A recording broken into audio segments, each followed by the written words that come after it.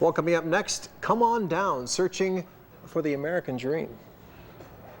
What can I help you with? I'm looking for the American dream. No? We'll sit down with a talented filmmaker who's set to share his work with the Maritimes. That story after the break. It's time for the scene. Marianne is off tonight, so here's Paul.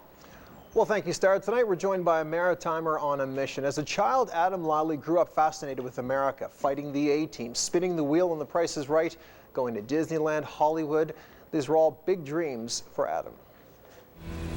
I'm looking for the American dream. Do you know where I should start looking? The American dream.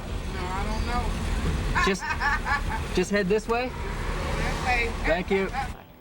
So Liley decided to paint up a Cadillac in Canadian colors and spend 49 days driving close to 26,000 kilometers in search of, yes, the American dream. Along the way, he met some interesting Americans, Bob Barker and the now late Hunter S. Thompson. The world television premiere of Come On Down, The Search for the American Dream is tonight at 8 o'clock here on ATV, and Adamm joins us live in our studio. Thank you for coming in and welcome to the show. Thank you. First question, the obvious question, why the fascination with all things American? Well, I grew up in a small town in Ontario, and I guess I was always going on these cross-border shopping trips with my parents, and friends would come back from, trips to Florida, and as soon as you crossed that border, the world seemed to open up. You could get things there you couldn't in Canada, and as soon as you turned the TV on as well, it was like, as I show in the film, we were like the littlest hobo, and America was like the A-Team. So as a 9-year-old, I remember thinking, wow, I just want to be an American. As we mentioned, you met some interesting people in your travels, and we also mentioned Hunter S. Thompson, a person you said you had to track down. Let's first take a look at your meeting with him. Sure. Okay. I came back here to revisit what the American dream was, what this magnetic pull was. What you thought it was? Yeah, what I thought it was. Yeah. And what I find, it's a big marketing myth. Poor baby.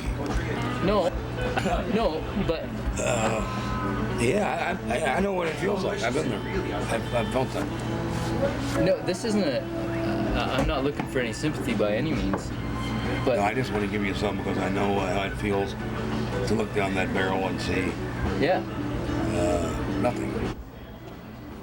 Well, in the business, we would call that interview a good get.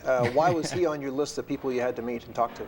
Well, originally when I was starting out and talking to friends about doing this documentary, and a close friend of mine, he's a big Hunter S. Thompson fan, and he knew I was doing this documentary on the American Dream, and he said I had to get Hunter S. Thompson, and he would be my, I guess, expert. I mean, the American Dream is this, I guess, this mirage, I'm not exactly I wasn't sure what I was looking for, and I was told that he would be the expert. So we staked him out for a few nights and numerous phone calls, and we finally got the interview, and as you can see in the film, it was quite an adventure. He was a fascinating man, to say the least, a tragic figure, of course. So what was your reaction to his suicide last month?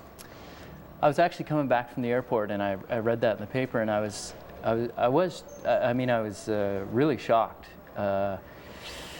But he lived this fast, hard life, and we knew, myself and the two others that went on the trip, we knew that he was like, he was 67, but he was a lot older than that. He had lived this crazy life, and I knew he didn't have much time on Earth, but I didn't think it was going to be a suicide, and it's quite tragic, but he left his imprint. So let's take a look at another person you met in your travels, this time I believe a Canadian. We'll run a clip. Well, it's pretty clear there isn't just one American dream, but millions, just like there isn't one image of America. Hey, I'm from Toronto. All right. And I have been so homesick, and I saw your car, and I was just like, oh my God, Canadians! So I had to stop by. Oh, that's great. How long have you been down here? 12 years. Oh, yeah? I married a Southerner, so. Oh. But I just wanted to say, oh my God, now what is this about? This is, I'm on a road trip looking for the American dream. You found it when you crossed the border back to Canada. Really? Yes. I understand that you had quite a bit of this sort of reaction when you were down there. For sure. I mean, that was a Canadian's perspective, that she was homesick for sure. But I had a lot of Americans coming up to me and wanting to buy Cuban cigars, or a lot of people wanted to buy dope because apparently we have that reputation. But I had a lot of people. I had a lot of people saying that, you know, what are you doing down here looking for the American dream? Don't you know all Americans want to be Canadians? And that's part of the film is, you know, we have this grass is greener syndrome up here where we're always, you know, to make it, I guess you have to be recognized in America or something like that. But you realize when you get down there that we've got it pretty great here, and I'm a lot more patriotic from the trip. And from that in mind, I mean, we don't get too philosophical here, but did you find the American dream in your mind? I think in the end, the American dream was to drive this big Cadillac around America and somehow talk a network into letting me make a documentary about it. Well, listen, come on down. The Search for the American Dream airs tonight at 8 o'clock here on ATV. It's fun, so we encourage our viewers to check it out. Adamm, thanks for joining us and best of luck. Great, thank you. We'll see you soon. Star, back to you. Thanks, Paul. Coming up next on Live at 5, we're getting to the root of an unusual vegetable. I think the easiest one for you to try would be a taro root chip. Does that tickle your fancy?